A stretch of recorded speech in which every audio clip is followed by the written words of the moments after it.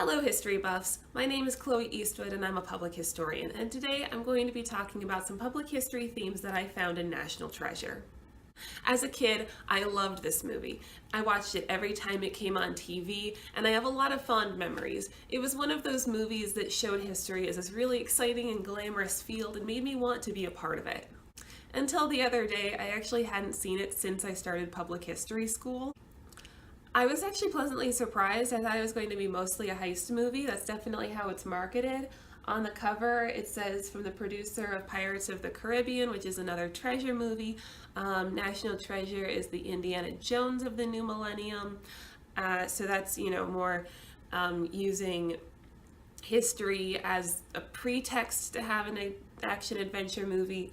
And then they just go out and say the year's best action adventure. So it's definitely not going to be a history movie, but it is set in the public historic context, and they show up at a lot of public historic sites, and they deal with a lot of themes that I learned about in public history school, and that's where I'm going to dissect today.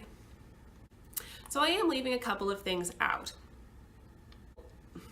The heist scene deserves a video all of its own, and I've wanted to do that critique since I started my internship at the National Archives. The other conversation, which deserves its own video, is a little bit more serious. At the end of the movie, they talk about repatriating the items and giving them to the museums all over the world. And I think this is a really important topic, especially since not all public historians and museum professionals agree on these topics. Because there's more discrepancy and a lot more nuance there, I'm going to save that for its own video. But for this video, I'm going to talk about a few themes that I found very compelling from the National Treasure movie. The first theme that I want to talk about was one that we actually talked about in the classroom during Introduction to Public History seminar.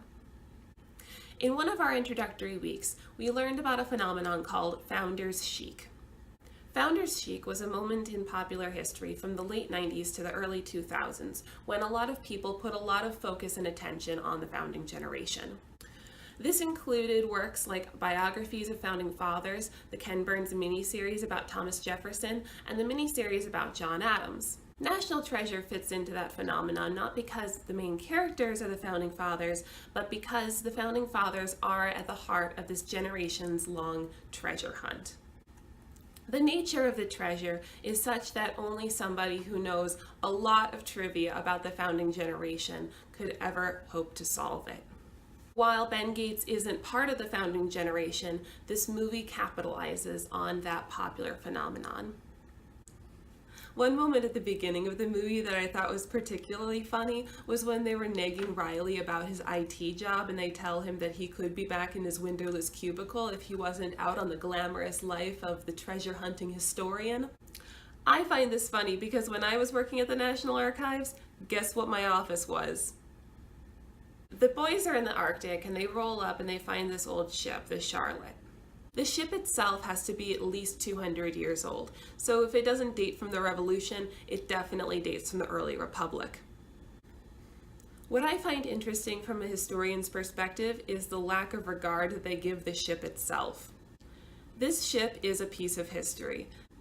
They should have called archaeologists after finding this, because anything that you do to disturb an archaeological dig takes away from the value that archaeologists can glean from the finding. The other experts that they should have called immediately were the bomb squad. I know of multiple accounts of when the bomb squad was called because there were historical items which were dangerous. In this case, finding barrels full of gunpowder definitely counts. But this isn't a traditional historical movie, and they have to come up with tension somewhere for the heist to feel authentic. So the gunpowder all over the ship, like Chekhov's gun, explodes by the end of the scene. One thing I thought was personally just a little bit weird was the way that history was done. The idea of doing history is another topic that we talked about in public history class. One might ask, Is Bible Club doing history? Is being a collector doing history? Is a museum professional a historian? What's the difference between being a historian and doing history? If you go on a lot of historical tours, are you doing history? If you write historical tours, are you doing history? What does it mean to do history? And the way that Nicolas Cage's character does history is unlike any professional I've ever seen in my life. So what Nick Cage does, and this is something that I've never seen an actual historian do, is when he needs to fit information together, he just starts coming up with all of this trivia, and then the trivia fits together like a puzzle piece. History isn't a puzzle. It doesn't quite work like that. If I had to nail down a definition for how I do history, I would say that doing history is taking facts and trivia and turning them into information and knowledge. Knowledge is the so what. It's why does something matter. It's the why are things like the way they are today. It's the what does the past have to do with the present. It's the finding context in what came before. It's not just facts and figures and names and dates, and that's what a lot of what Nick Cage spouts are.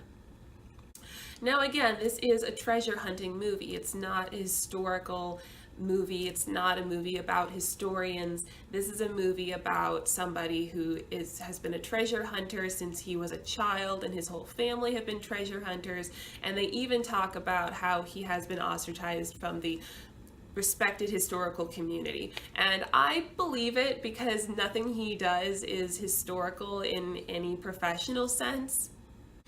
But what's weird to me is that they also go out of their way to tell us that he has a degree in history from Georgetown. And then there's another character, Dr. Chase, who also studied history, I would assume. She's a doctor, I'm guessing, of history, and she does it too. She'll just spout a bunch of trivia, and the two of them are like, wow, that's right, you're so cute when you know all this history. And I've never seen a real historian do that. So if they have real training, I think that that's actually kind of funny. So speaking of Dr. Chase, in the scene where she shows up, they make a point of showing that she is a personal collector. This raises an interesting ethical issue. Can someone who works in the museum field be a personal collector and have a private collection and work on that collection while they work in the museum? Most museums have rules saying that while you work for that museum, you can't compete with its collection. So there's a gray area. Abigail Chase works for the National Archive, which doesn't collect material culture. It's an archive. If she worked for the National Museum of American History, that might be different. They do collect campaign items. They call it campaign buttons. I think it's inaugural buttons. I think that they made a mistake. So she's a collector. Is she good to go? Maybe. The issue at hand is the appearance of public trust. Museums have a responsibility to behave in a manner of public trust, and the people who work for those museums also uphold that responsibility. This is why you're not allowed to compete with the collection of the museum. So she's a collector, and her collection doesn't compete with the National Archives. Is she good to go? Well, it's still a gray area. Museums exist for the public good. This is why public trust is so important, and the appearance of ethical behavior is so essential. Abigail Chase might have done nothing wrong, but it is inappropriate for her to accept a donated item for her private collection, and it's also probably inappropriate for her to display it at work. At least I wouldn't display it at work, because it looks like I'm privatizing a collection which could be public. They do address this a little bit in the movie when she says, normally I wouldn't accept a gift like this, but I really want it. It's Hollywood. It's Hollywood and it's Disney, but that's not how I would have done that. I don't think anybody would have actually accepted that. So then they leave her office, which was way nicer than the office of anybody that I knew while I was working there. She must be the archivist, capital A archivist. So they walk out of Abigail Chase's office right into the rotunda, which isn't where that is. Those two things are not located next to each other. And what I thought was so funny about this scene was the fact that there's nobody seeing the Declaration of Independence. There are people like all around the rotunda looking at everything else, when in reality people just glance at that stuff when the Declaration has a long line. And also this is the middle of tourist season, because we can tell based on just how they're dressed and how DC looks that there would have been like a 45-minute wait to go see the Declaration of Independence, and they just like walked up to see it. That's not really his public historian thing. That's just funny. So then there's the whole heist scene, which is the next video. So they roll up at Nick Cage's character's dad's house, and they have a setup where they look at the Declaration with some lemon juice. I've heard the nitpick that once you get to the point where you're lemon juicing an antique document, it doesn't really matter who does the lemon juicing.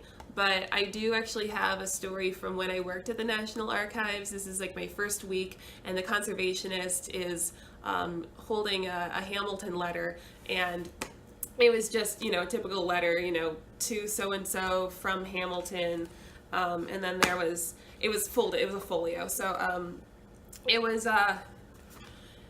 there was a big signature in the middle, which is what, when you display, you want the signature, because people don't read letters, they just want to see the signature and like, wow, Hamilton signed this, Washington signed this. So that's what we want to display.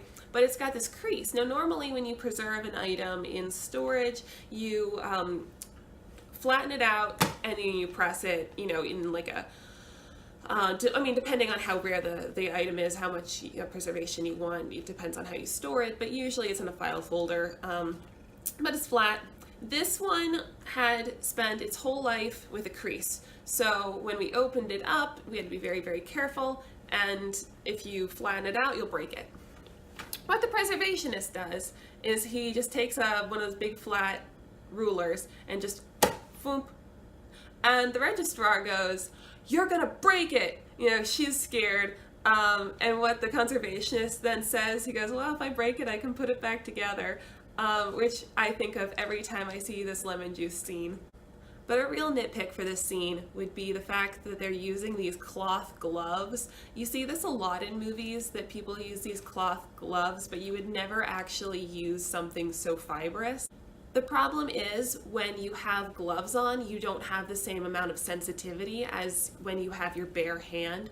So you would always use your bare hand on antique documents, unless of course they're photographs. In cases where you use gloves, you would use either a vinyl or a latex glove, because it hugs your hand tighter and it keeps the oils in. So that's something that Abigail Chase should have known, and I'm surprised. I mean, I'm not surprised because it's Hollywood, but Abigail Chase should have known that. So the next thing I'm a little bit confused about is the scene in Independence Hall, where he goes onto the roof and he starts to hack away at the brick with the Freemason symbol in it. My question is, where did he get the switchblade? Because when you walk through security to get into a museum, they check your bag or they ask you to go through a scanner, or both. How did he get his switchblade in there? So in the next scene, you see the bad guys up in the Independence Hall bell tower, and then they're shooting Nick Cage with guns. And the same thing, switchblades, guns, how did they get all of these things past security and into a historic site? I mean, so I get that it's a movie and they have to up the stakes somehow, but I'm pretty sure that all of those items would have been taken away by the security guards. This was then followed by a really wonderful scene that I appreciated a lot. The main characters are in Independence Hall, and they have the Declaration and they unfurl it, and Nick Cage's character takes a pause and he gets the shivers, and they ask what's going on, and he says, well, the last time this was here, it was being signed.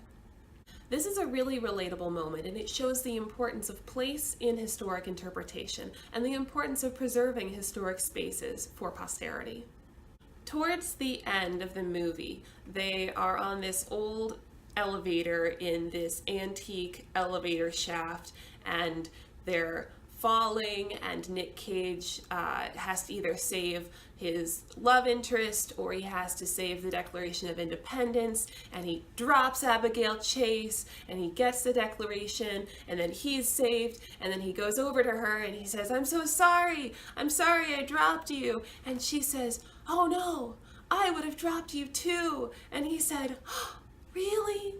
And they're so impressed with each other, and they're so happy that the other one loves history so much. And then Riley comes down the stairs and he goes, I would have dropped both of you, you freaks. And I thought that that was funny, and I thought that that was relatable on Riley's part. I mean, I found it relatable that Riley was like, who is this excited about history? Because I don't know a single person who would die for an antique document, personally. I know I wouldn't. I love history, but I also like living. As Jefferson said, the world belongs to the living. So those are my thoughts about National Treasure and its portrayal of public history. The characters make a lot of mistakes that a real professional wouldn't have. What I found really interesting was the sheer number of talking points that showed up throughout the course of the narrative. I liked getting the chance to talk about private collections and thinking about space and time and object material culture. And while my life isn't the high-stakes adventure that this movie might have you believe it is, it was a really good movie. I look forward to doing 2 further movies, one on the heist and one on repatriation. So keep an eye out for those, subscribe if you haven't already, and like this video. Have I missed anything public history-wise? Do you think I've covered all my topics accurately? Let me know if you agree or disagree in the comments below. And until next time, make history.